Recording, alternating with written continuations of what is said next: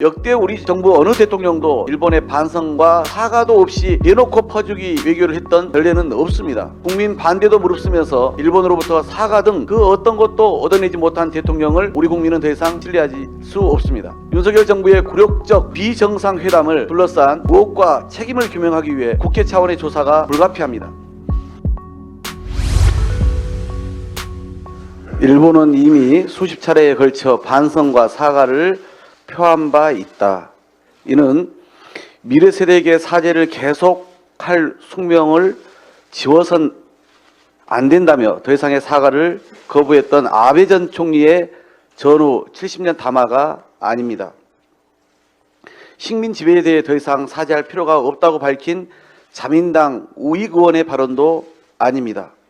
바로 대한민국 국민 앞에서 생중계된 윤석열 대통령의 국무회의 발언입니다. 이런 한국 대통령은 처음 봤다며 리온게이자이 신문의 논설위원은 흥분을 담아 감탄했지만 최소한 반성문이라도 읽을 줄 알았던 우리 국민은 또다시 절망해야 했습니다. 독일과 프랑스가 양차 세계대전에서 적으로 맞서다 전후 가장 가깝게 협력하는 이웃이 됐다는 앞뒤 다 뺀 윤석열 대통령의 역사관도 기가 막힙니다.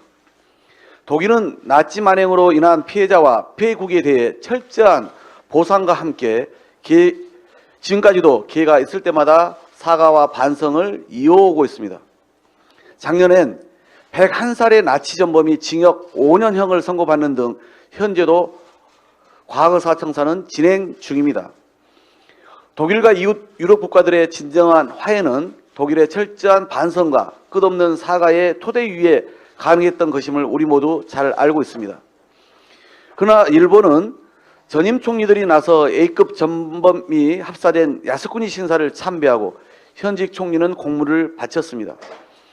이번 일본 외무상의 경우를 포함해 아베 전 총리 등 강제 동원과 위안부에 대한 역사 왜곡 발언은 수차례 있었습니다.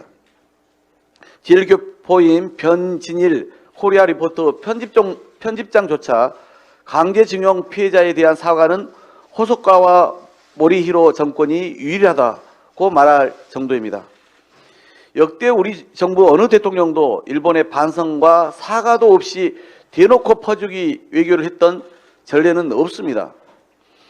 위안부 합의로 지탄받던 박근혜 정부조차 일본의 사죄와 반성은 받았습니다.